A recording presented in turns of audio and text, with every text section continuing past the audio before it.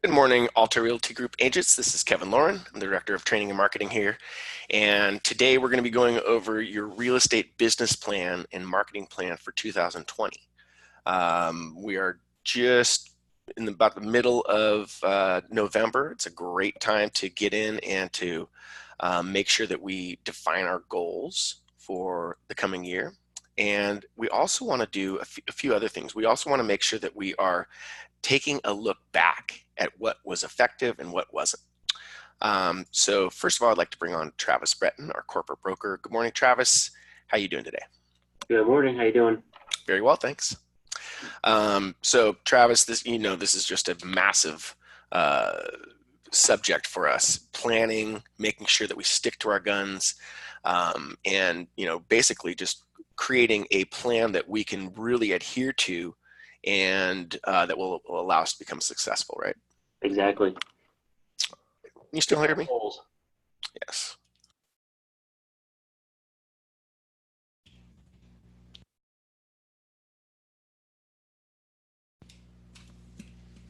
Oh, all right. Travis, can you hear me now? Yeah, I can hear you. Okay, good. Every once in a while, my microphone goes out. Okay. So before we go into the meat of the presentation, let's just take a look. We always like to take a look at least once a week at the 10-year Treasury. And so it looks like we are at about 1.8, and it's been bouncing around, it's been creeping back up a tiny bit. And Bill Seitz is not with us this morning, but he will tell you this obviously mirrors rates. And so getting the habit of checking out this 10-year Treasury, as it does have a lot to do with the rates and how we are able to approach our clients.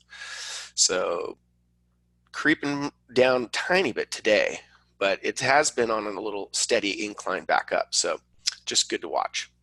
So without further ado, let's get into the bulk of our presentation. So the real estate business plan is basically your roadmap. So this is what you're going to use to summarize exactly what you're going to be doing financially, as well as with respect to your actual day-to-day action plan. So your business plan is not, just about finances. It's really about your entire action plan of what you're going to be doing. So all of us are, as real estate agents, we're basically the CEO of our own business, right? We decide exactly what the heck we want to do. That's why many of us got into real estate, is because we do want to have our own say of exactly what we want to do. And that's, part of being a real estate agent. It's part of the lifestyle too. So when you're talking about and you're thinking about your business plan for 2020, it does go deeper than just, your business, because we want to have this reflect your lifestyle as well.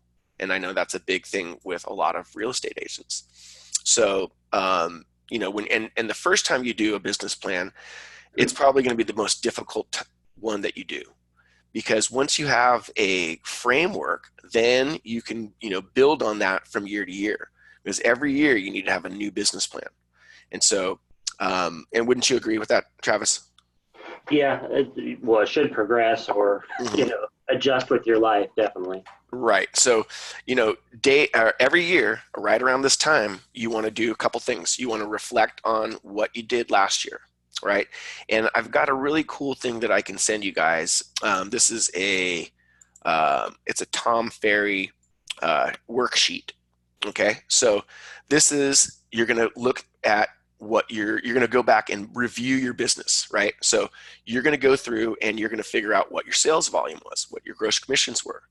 You want to know, and this is really important, guys, to quantify what you're doing. And this goes back to taking notes and recording what you're doing. So you got to know how many transactions you did, how many listings, buyers, leases, referrals, how many appointments you went on. That's a really key metric as well, because the more appointments you go on, the more business you're going to do. So it's a really good idea this time of year to go back, reflect on exactly what you did, and then adjust what you saw from last year and project onto 2020 and say, okay, so from here, my goals this year, I know what we did last year. My goals this year are whatever they happen to be. And so you want to set those goals. And so before I get too far ahead, a really important thing is to define your vision and your mission. So it's almost like, taking a step back and looking at your business from, a 10,000-foot view. And so you want to, and you might think it's a little odd, but this will lay the groundwork for how you operate your business in 2020. So it should reflect your personal principles, your ideals, and also lifestyle goals as well. So a mission statement does describe exactly what you want to accomplish now with your business. And then the vision statement outlines what your business will look like as you grow it. So two different little things, but you definitely need to define your vision and your mission for your business. Then the second most important thing to do is to create a SWOT analysis. What's SWOT analysis? It's your strengths, weaknesses, opportunities, and threats to your business. So this is super critical because you want to determine, everybody knows we've got strengths, we've got weaknesses. And so writing them out and having them stare you back in the face really helps. And so you're going to answer a couple of questions, right? You're going to answer questions like, do you have the necessary selling skills to be successful in real estate? If you've been doing it for a long time, you know that you've already got that. What areas are you weak in? What areas do you need help in? What sets you apart from your competition? Every person on this call, every real estate agent has something that sets them apart. And so you want to identify that, put it in writing, put it on paper. So it's really in front of you. You can really benefit from that. What will you specialize in? Some agents specialize in certain geographical areas. Obviously, some agents specialize in you're working with a sphere of influence. Some agents specialize in working with certain groups. So what are you going to specialize in? Identify it and use that as your strengths. Build on your strengths. What can impact your business in 2020? Rates, economy, different things going on. Identify what you think can impact your business. And then obviously, how can you expand your real estate practice? So again, getting back to our little Tom Ferry sheet, you want to set realistic and attainable goals. Of course, we all want to be like, yeah, I'm going to sell, I'm going to gross 5 million in commissions this year. That sounds amazing, right? But probably not realistic. So set attainable goals. So I mean, in real estate, it's normally feast or famine, right? You're either selling a ton of properties or you are listing to crickets, right? So we want to set specific and realistic, attainable goals that we can achieve. So especially looking at, why it really helps to look at your last year, what you did last year. How can you improve? What didn't you do last year that you can do this year? And really start to be thinking about those things. So that gets into developing a strategic plan of action. So this is obviously the most important, really. You need to understand metrics. How am I going to get to those goals, right? So am I going to be working with first-time home buyers and developing and hosting first-time buyer seminars? What am I going to do? What am I going to focus on for my outbound stuff? And at the end of the presentation, I'm going to go through a really, really good way to separate yourself from the competition in 2020.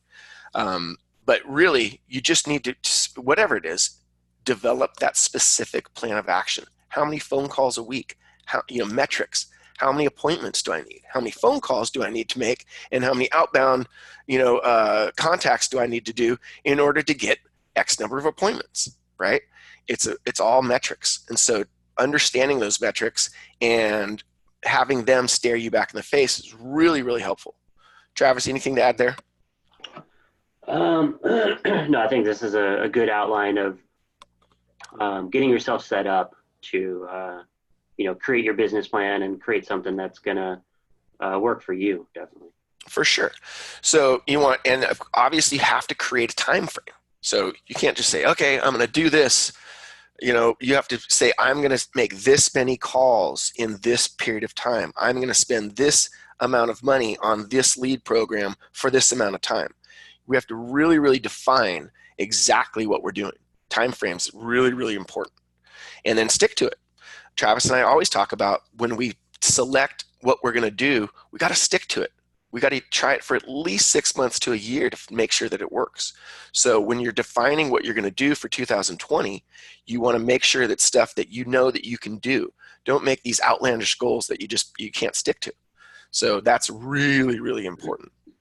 Um, and then defining your sources of business, well, that's massive. How are you going to do it?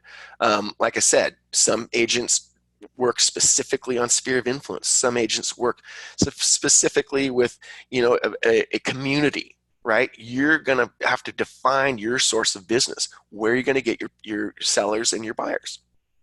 So, and creating a good marketing mix, obviously, is what you need to do.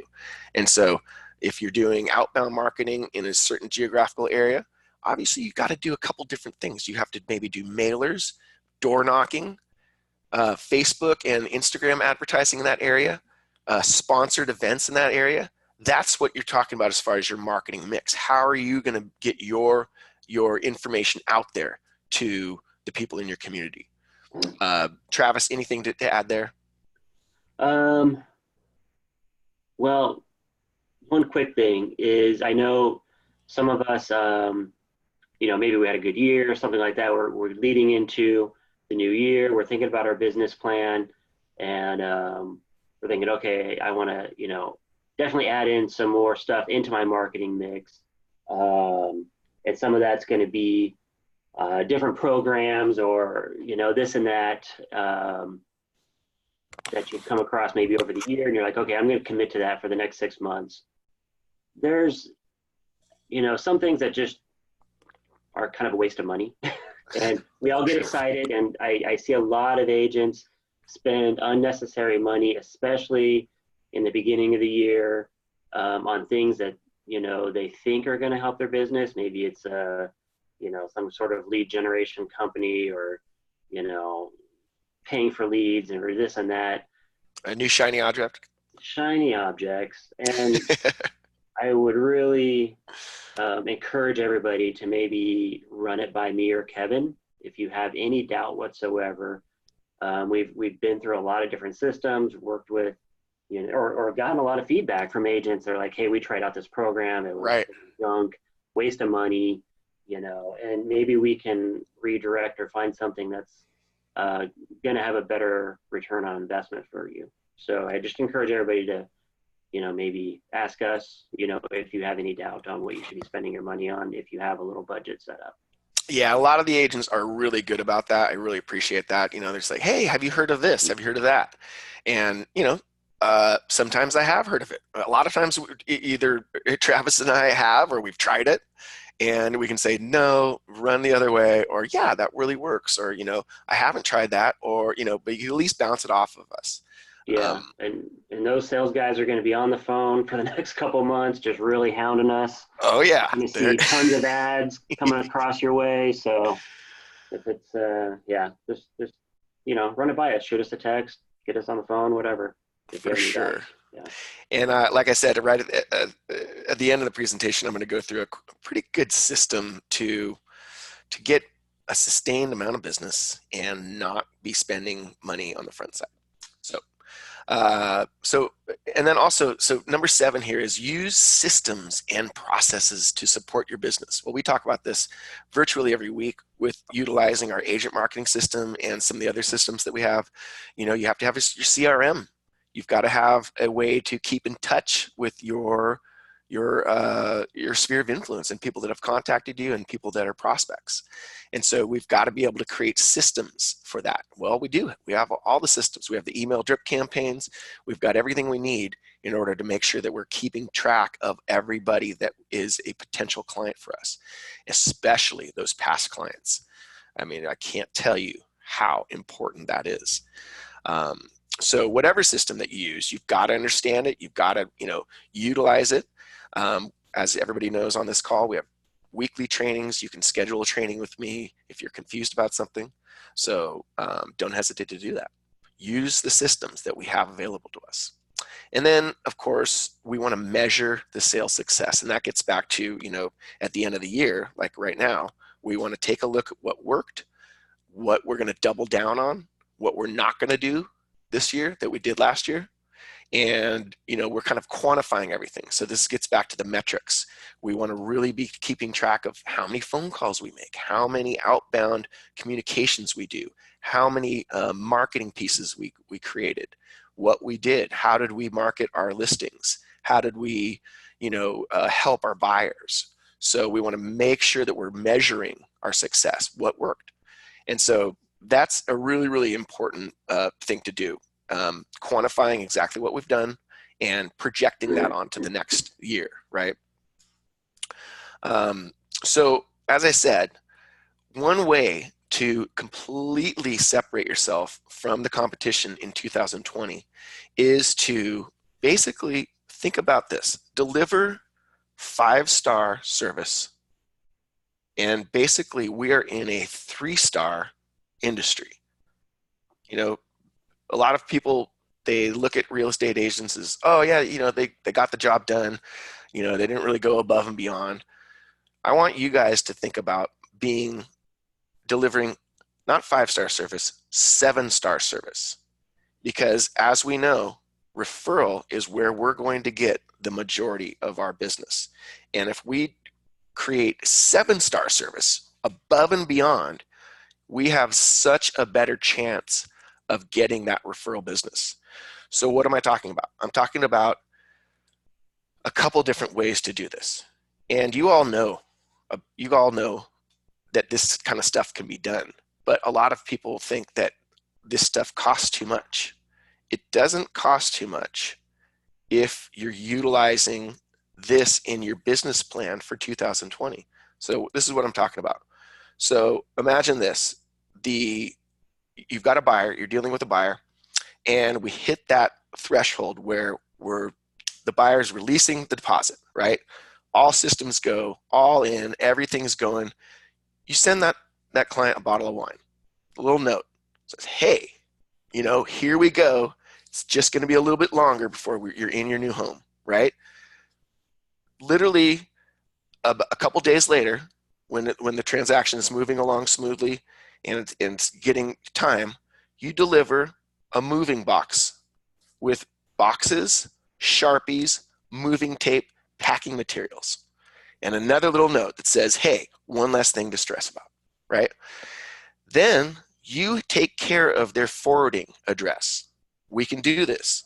This is easy. We know how to do it. No problem. I'll take care of your forwarding address, and I'll take care of transferring your utilities. You're basically becoming a concierge for this person, for this client, right?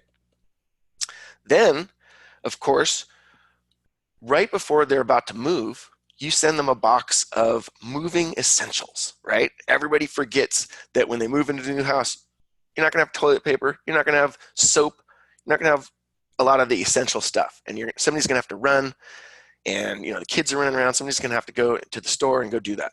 Nope, you as the real estate agent are going to send that person a moving essentials box with toilet paper, paper towels, soap, bottles of water, gloves, snacks, a gift card for the local pizza place, and a note that says, make sure that you keep this box in your car and it doesn't get put with all the other boxes, right?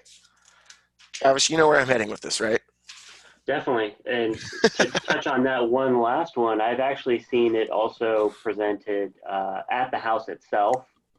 Sure. Or when they walk in, basically, that there's like a gift basket there or whatever with that type of stuff in there. So if you don't want a box to get lost in the mail, or not in the mail, but Yeah. You can just also put it on the kitchen counter at the house with a little bow on it or something. Absolutely. It's normally, as the realtor, you've got access. You can get in there. You can talk to the the listing real estate agent. We know how to do this stuff, right? It's not hard, and it doesn't cost that much. So think of all these little costs as a percentage of your commission, right? Another thing that you can do is you can say, oh, you know, a couple days after they move in, I'm going to send my handyman over to fix anything that wasn't fixed, right?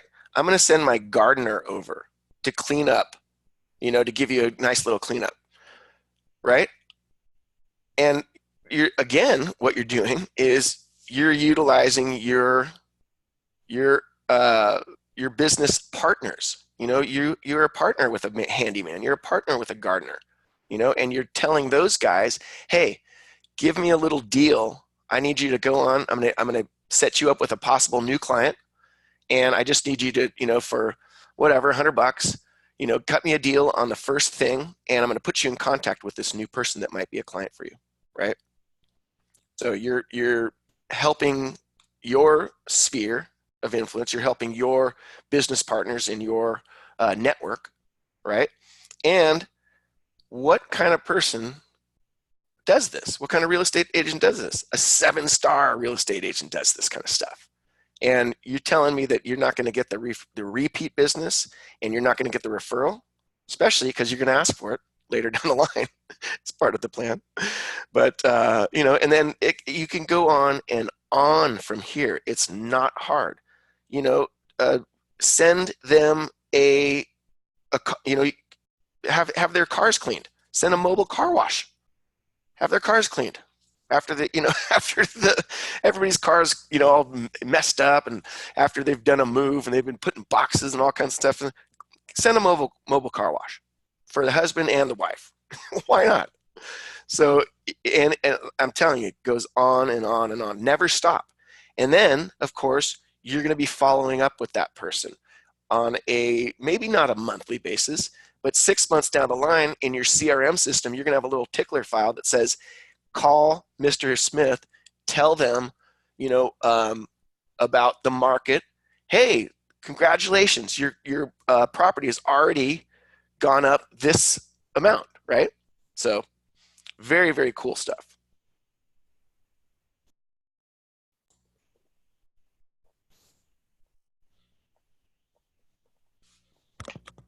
All right. Can you hear me now? Yep, you're back on. Okay. That was weird. All right. So I don't know how long ago I lost y'all.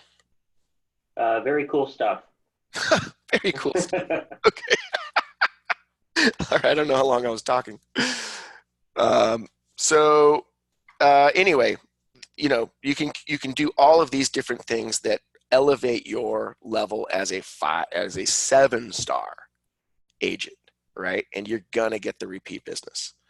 So, you know, in your CRM systems, you're gonna have milestones. You're gonna be able to recontact these people, because we saw a couple weeks, we looked at a stat that said that 80% of home buyers and sellers would work with the same agent again. However, only 24% actually do. So that's our job. Our job is to make sure that we are always in contact with these past people, and we're not, you know, bothering them, especially when you're sending them, you know, little tiny things. I know an agent that sends little surprise and delight. He calls them surprise and delight items, and so he'll literally send his past clients. In summer, he'll send them a grill brush. In fall, he'll send them scented candles. You know, in winter, he'll send them an umbrella. Whatever, you know, whatever happens to be, you know, that in, you know, in spring, he'll send them sunscreen. Right. So just little reminders and little presents.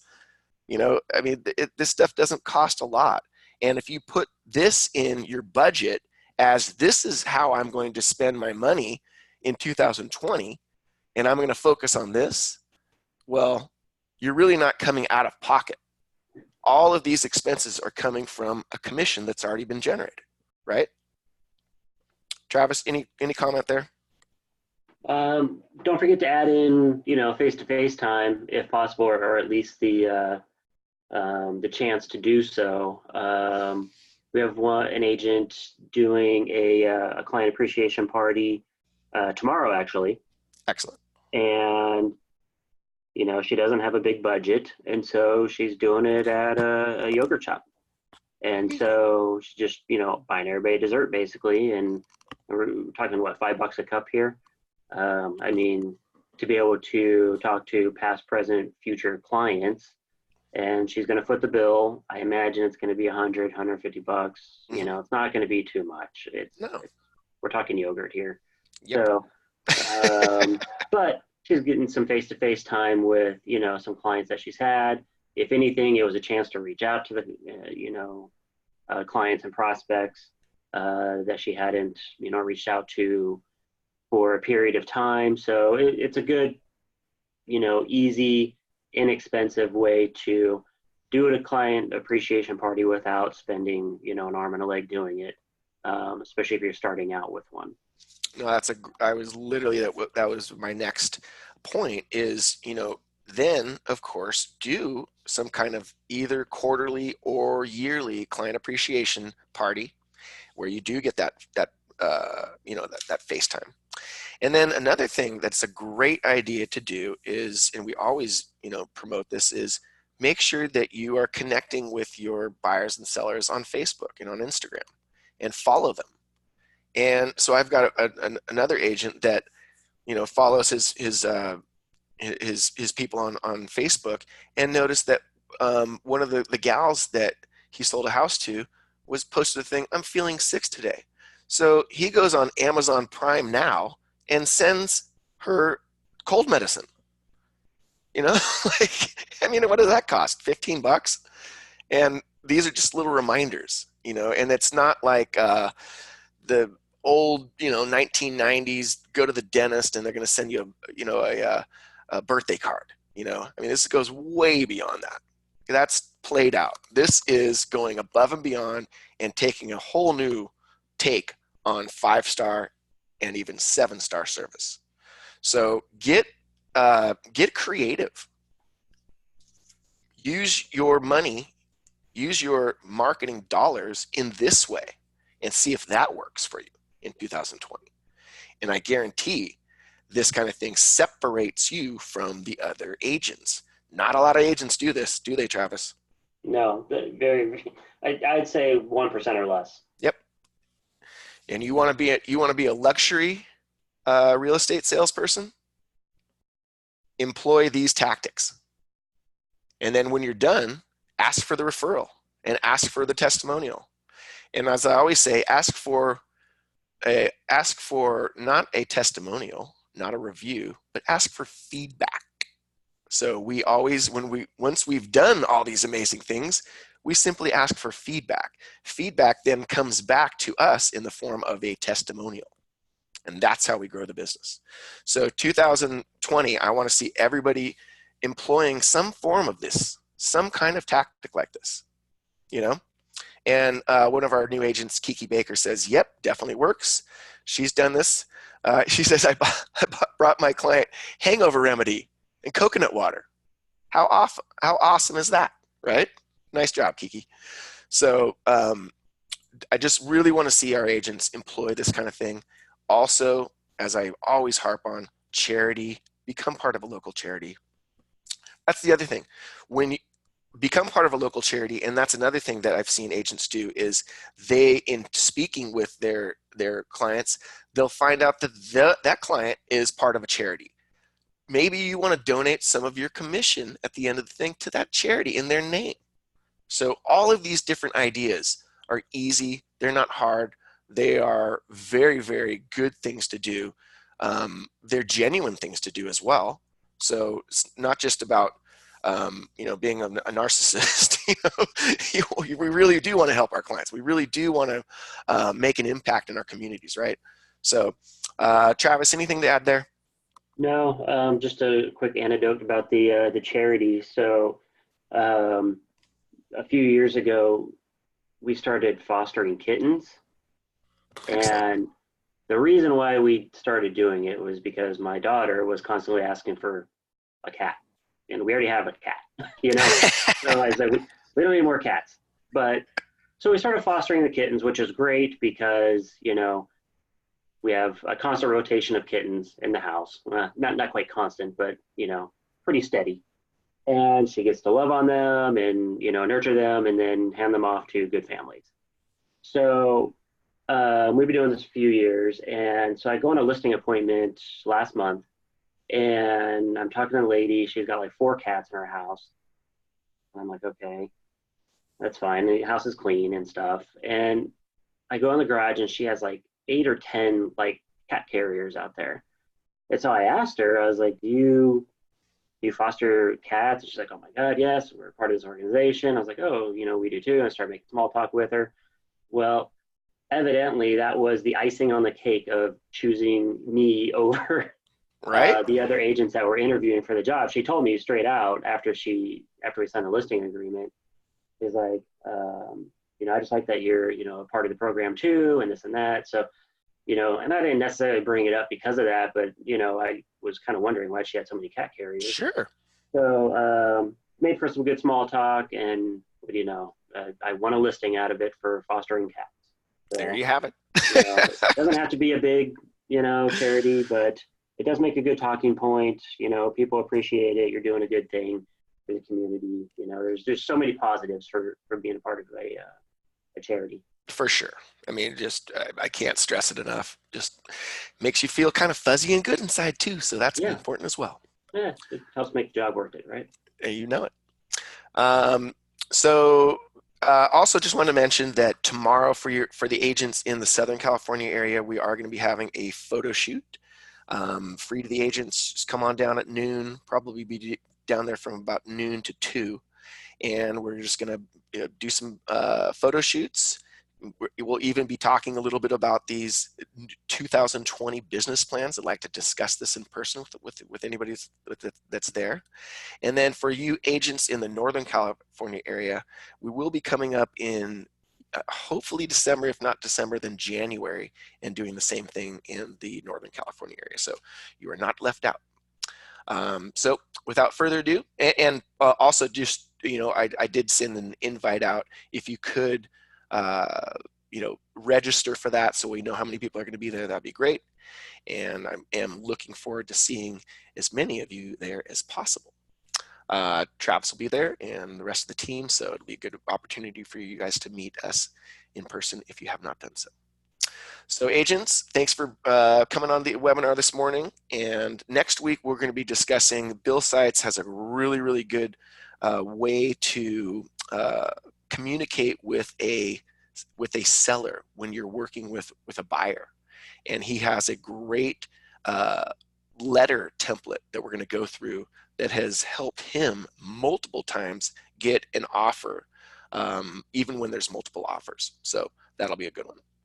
So without further ado, get out there, make it a great week and a productive week, and we'll see you guys either tomorrow or next week on the webinar.